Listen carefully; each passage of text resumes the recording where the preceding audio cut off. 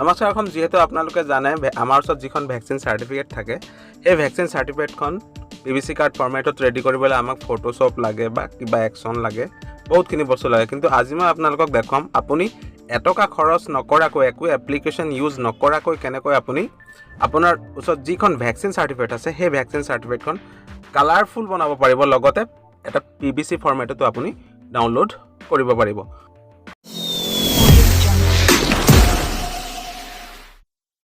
So আপোনাৰ ওচৰত থকা ভ্যাকচিন সাৰ্টিফিকেটখন কালাৰফুল তথা এটা পিভিসি কাৰ্ড ফৰমেটত ৰেডি কৰিবলৈ প্ৰথমে আপুনি আপোনাৰ ভ্যাকচিন সাৰ্টিফিকেটখন ইন্টাৰনেটৰ পৰা ডাউনলোড কৰিব লাগিব।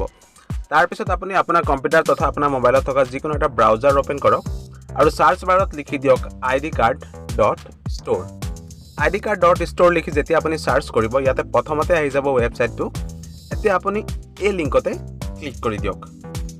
লিংকত ক্লিক কৰাৰ পিছত এতিয়া আপুনি ইয়াতে এটা অপচন দেখিবলৈ পাইছে গেট started এতিয়া আপুনি জাস্ট ইয়াতে ক্লিক কৰি দিয়ক।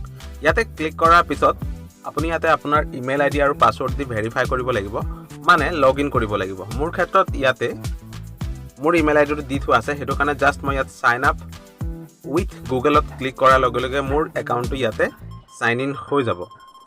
গতিকে আপোনালোকে ফাৰ্স্ট টাইম যেতিয়া ইয়াত ভিজিট কৰিব আপোনালোকে আপোনাৰ ইমেইল আইডিটো আৰু পাসওয়াৰ্ডটো দি ইয়াতে সাইন আপ কৰি ল'ব। ইয়াতে সাকসেসফুলি সাইন আপ হৈ যোৱাৰ পিছত এতিয়া আপুনি আপোনালোকৰ ওচৰত থকা যিকোনো এটা মোবাইল নম্বৰ ইয়াতে এন্টাৰ কৰিব তাৰ পিছত আপুনি ওকে অপচনত ক্লিক কৰিব। ওকে অপচনত ক্লিক কৰাৰ লগে লগে ইয়াৰ যিখন ড্যাশবোৰ্ড এই ড্যাশবোৰ্ডখন খুল খাই যাব। এতিয়া আপুনি জাস্ট ইয়াতে কাৰ্ডছ অপচনত ক্লিক কৰিব। কাৰ্ডছ অপচনত ক্লিক কৰাৰ পিছত আপুনি ইয়াতে দেখা পাইছে ইয়াত বিভিন্ন ধৰণৰ কাৰ্ড আছে, আধাৰ আছে, আয়ুষ্মান আছে, ই-শ্ৰম আছে, হেলথ আইডি আছে, ইয়াত বিভিন্ন ধৰণৰ কাৰ্ড আছে। এইখিনি মই আপোনালোকক পিছত দেখাম কিন্তু আজি আমাৰ পাৰপাসটো হৈছে ভ্যাকচিন কাৰ্ডখন আপুনি কেনেকৈ ইয়াতে কালাৰফুল বনাব আৰু পিভিসি ফৰমেটত ডাউনলোড কৰিব। তাৰ কাৰণে আপুনি য'ত ইয়াতে ভ্যাকচিন বুলি লিখা আছে এটা আপুনি ক্লিক কৰি মেক নাও অপচনত ক্লিক কৰি দিয়ক। মেক নাও অপচনত ক্লিক কৰাৰ পিছত এতিয়া আপুনি যিখন ভ্যাকচিন সাৰ্টিফিকেট ডাউনলোড কৰি থৈছে আপোনাৰ সেই ভ্যাকচিন সাৰ্টিফিকেটখন আপুনি ইয়াতে আপলোড কৰিব লাগিব।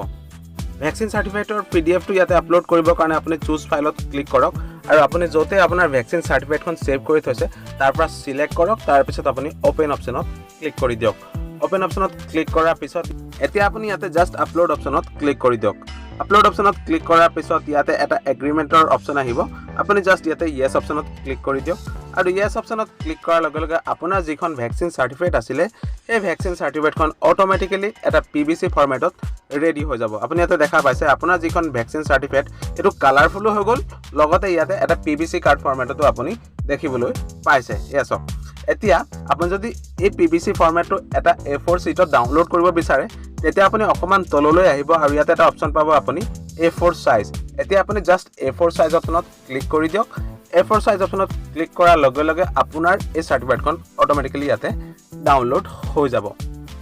সো আশা কৰিছো এই ভিডিওটো আপোনালোকক নিশ্চয় ভাল লাগিলে। যদি ভাল লাগিলে আমাৰ এই চেনেলটো সাবস্ক্ৰাইব কৰি ল'ব লগতে এই ভিডিওটো এটা লাইক কৰি দিব লগতে আমাৰ এই ভিডিওটো নিজৰ ফ্ৰেণ্ডৰ সৈতে শ্বেয়াৰ কৰিবলৈ নাপাহৰিব। ভিডিওটো চোৱাৰ বাবে আপোনালোকক অশেষ ধন্যবাদ। জয় আই।